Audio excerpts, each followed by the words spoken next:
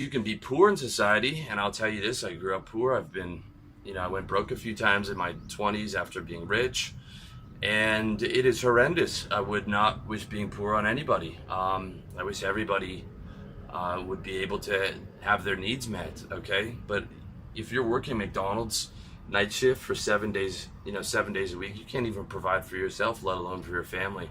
Very difficult as a janitor, factory worker, even just a low-level, account executive making $40,000. You can't afford to live in society, okay? The fact is 99% of people can't afford to live in society, and if you look around at the so-called prosperity, the cars, the house, the food they eat, that's on credit card debt, that's on car debt, that's on housing debt. And, by the time someone's 27, they've got student loans, credit card debt, maybe a mortgage, car payment, and they're living paycheck to paycheck for the most part. 57% of Americans have less than $1,000 in their bank account, okay? The middle, obviously, people in the lower class are in poverty, but the middle class is poverty, right? Middle class, say you're making 60 grand, that's 4 grand after taxes.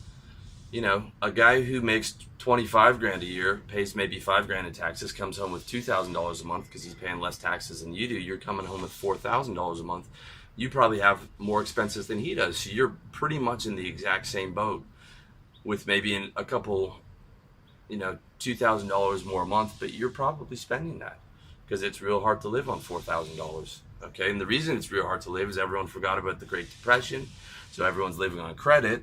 So to be able to live well, you either have to make a lot of money or you have to go on credit like all the other idiots to be able to keep up with them, because the price of goods is all factored into people using credit for everything.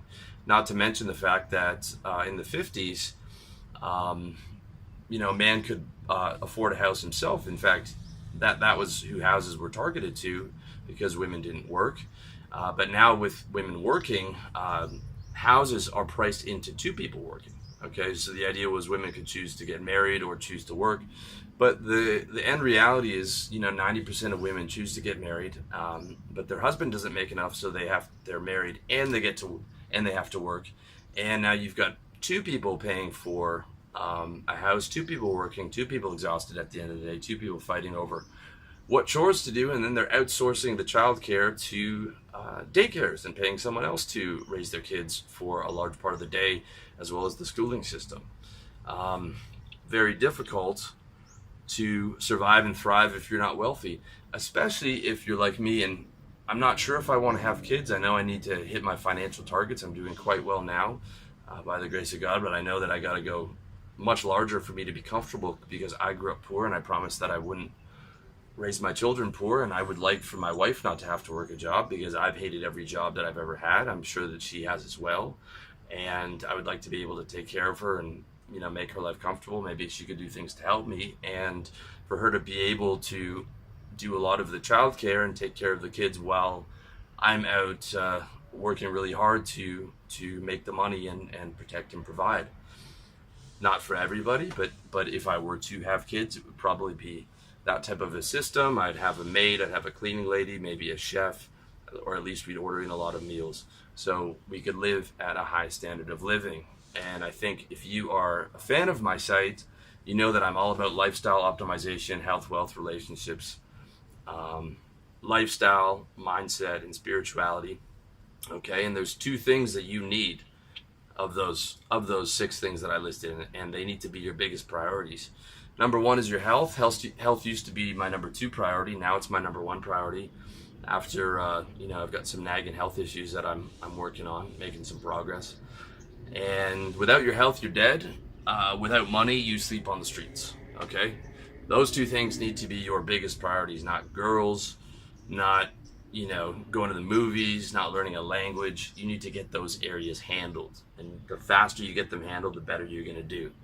Okay, so if civilization and agriculture is a mistake in terms of human happiness, okay, don't get me wrong, I'm not going back to tribal living. I couldn't survive, most likely. There's no tribe that's going to adopt me.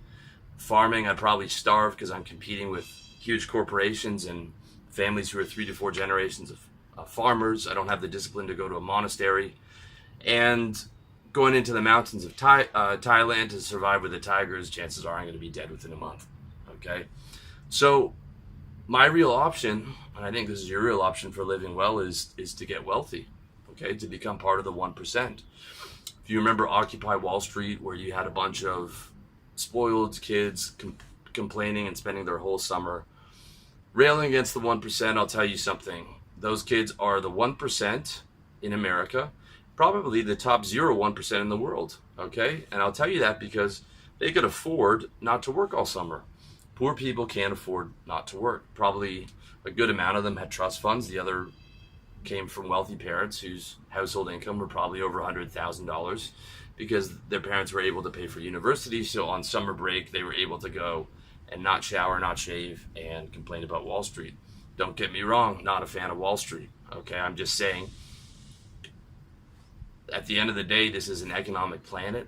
There's a million things I don't like about civilization. There's a million things that are unfair. There's a million ways that people are not treated well. I don't like that so much of life is about money, but you can't turn a blind eye not to that problem and not suffer. And to live well, you need money, okay? Because we're not just talking about living well, we're living comfortable. We're talking about, for one, your health, okay? 25% of people die of cancer, another 25% die of heart problem. Probably someone in your family, possibly your parents, will have that at some point, and you'll ideally want to be able to help or pay for that. You need about $1 million to retire in North America right now. By the time we're 65, you'll probably need 2.5 million, especially because there's a good chance with medical technology we'll live to 100, okay? If you are going to retire. I'm not going to retire, but I know that a lot of people will. So you're going to need about 2.5 mil. Your parents probably won't have enough money because they won't have saved enough money because they were, trying to keep up with everyone else, trying to survive, paying for you. So you'll probably have to help them unless you want to put them in an assisted facility, which I think is terrible. Not to blame you if you do, okay? But a half decent assisted living center is about $60,000 a year. So ideally, you're going to want to have a big enough house for, your non-legal wife. Okay, I still do not legally recommend marriage. Maybe your kids. Maybe you don't have kids, but you at least have a big enough house so you can help your parents, or you can help them with a house next door, maybe some private nursing care, make their retirement comfortable. And that's just a few things. Okay, you want to be able to help your friends. You want to be able to help yourself. You want to be able to fix your health problems. You want to be able to not worry about bills. You want to be able to buy organic food, possibly travel. You want to be able to move somewhere sunny. Every decision you make involves money, okay? Everything is an economic decision in one way or the other. And having money does not make you happier, but it makes it way easier to be happier. I can tell you you'd be way happier with a couple million in the bank. Not necessarily not for life, but it would make it way easier to be happier because you could solve so many problems. Money either solves a problem entirely or drastically reduces the damage of that problem. And that applies to your health, wealth, relationships, lifestyle, every area of your life. Money makes things much easier. And to live well, you've got to be part of the top 1%. Okay? If you're making $60,000, you're top 1% in the world. That's not enough in North America. All right? For you to be able to sort of feel like you're a little bit comfortable, I tell guys, if you're living in North America, to aim for 100 grand and 100 grand, which is 100 grand in the bank, 100 grand coming in per year. But ideally, I mean, especially if you're going to have a family, I'd like to see you get to 250. Okay, and that's just in your average American city. If you're living in New York or San Francisco, where the average cost of living is 5 grand a month, 60 grand a year, you need 250 because the government's going to take 30% of that. Inflation's going to erode 3% per year. And you add, kids' medical bills. Maybe you want to send them to private school, helping your partner, helping your parents. I mean, man, you need a lot of money. If you're like I am, and you're, doing the expat entrepreneur thing, you still need money because you don't want to be stuck in a third world country forever. You want to have options. And to me, I tell guys, do not buy into that digital nomad dream of going over to a country, starting a business with no money, trying to live on $300 a month.